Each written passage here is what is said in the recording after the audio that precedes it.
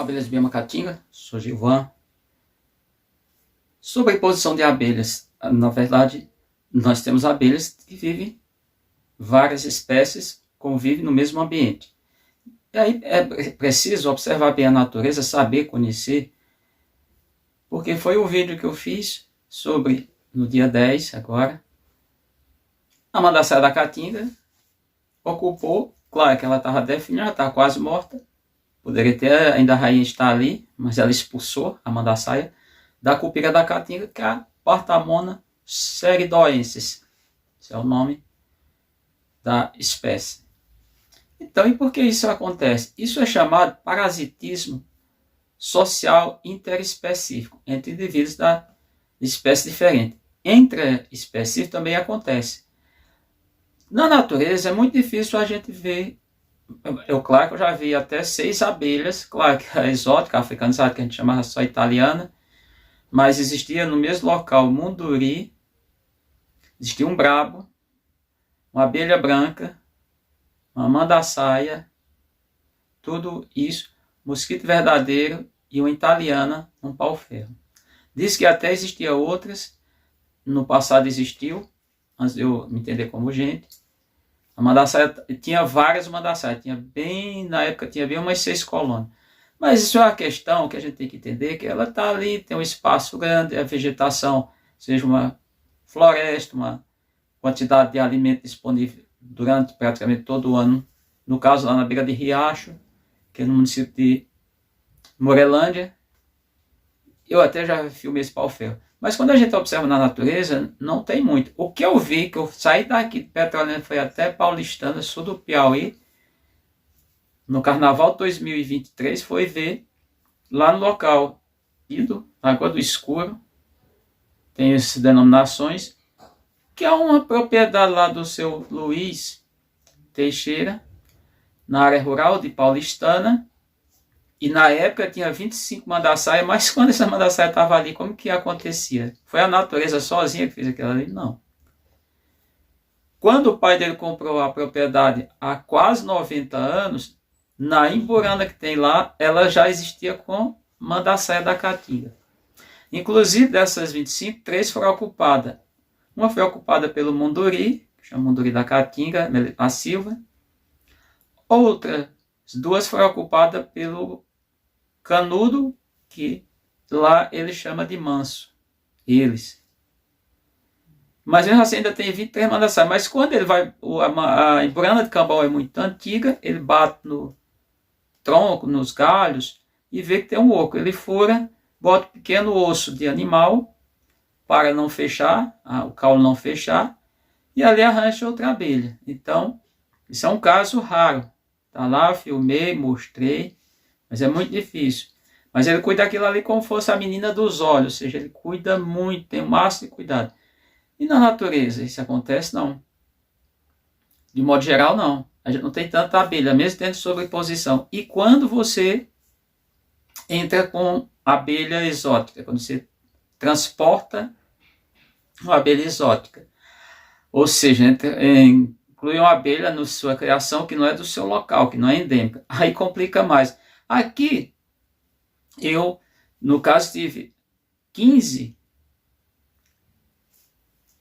jandaíra, que é a Melipna subnítida, e todas as 15 foram parasitadas pela mandaçaia da Caatinga.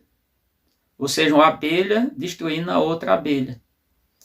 Casos que já me mandaram também vídeos havendo a cobertura da princesa por zangão da mandaçaia da Caatinga. Então tudo indica, claro, que ali certamente tem, vamos imaginar, isolamento reprodutivo pré-zigoto, não forma embrião, e a abelha começa a definir a jandaíra. Então isso mostra tudo. Aí vem o cara falar, mas por que não sei o quê, porque tem... Não, agora eu vou fazer o que pode estar acontecendo.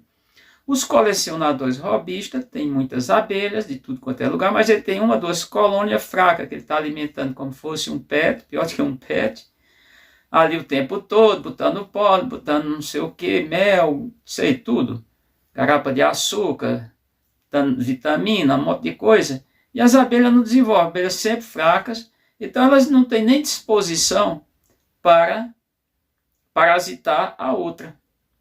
Agora, quando você tem muita abelha, inclusive aí eu vi, quer dizer, não dá para criar muitas melíponas juntas, espécies do gênero melípona. De fato. Aqui, por exemplo, aí você tem que observar como é na natureza. Por que eu tenho meus munduris no chão? O munduri está no chão, o munduri da caatinga. Justamente porque na natureza ele está mais no tronco das árvores. E segundo, porque aí fica mais difícil da mandaçaia encontrar. A mandaçaia está no alto, na parte alta, pelo menos, no mínimo 1 metro de altura, 1,20 m acima. Até 2 metros e pouco. 2,50 m, acho que as mais altas têm isso. Então, e mais separados, se tiver espaço muito grande. Quando você cria muitas abelhas junto, tem esse problema. Agora, uma coisa que o pessoal fala, mas acontece a pilhagem. A pilhagem é a abelha invadir outra colônia. Até acontece. No meu caso aqui aconteceram 2 vezes na terceira tentativa. Esse ano teve uma tentativa. Quando teve a tentativa, eu confinei a caixa, tirei do local, deixei a colônia em outro local, confinada por 10 dias. Quando eu voltei, cessou a pilhagem. A pilhagem acontece com qualquer abelha. Inclusive quem é apicultor tem que ter muito cuidado, mas muito cuidado no apiário.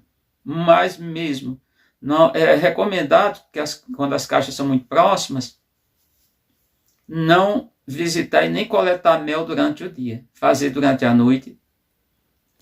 Porque as abelhas mais fortes acabam pilhando as colônias mais fracas. Então, entenda, a natureza é dinâmica. Na criação em cativeiro, qualquer que seja o organismo vivo, ele não atende, ele fica mais vulnerável, ele fica mais fácil de sofrer vários problemas, inclusive doenças, ataque de inimigos, os predadores, tudo isso está mais exposto, está mais propício a ocorrer. Então, espero que entendam. Por quê? Porque o vídeo ali eu mostro. Já tinha mostrado o caso do mosquito verdadeiro, mostrei o caso da mandaçaia lá com a jandaíra no passado, e agora eu mostro a mandaçaia da caatinga que ocupou aonde estava a colônia, claro que fraca, da cupira da caatinga.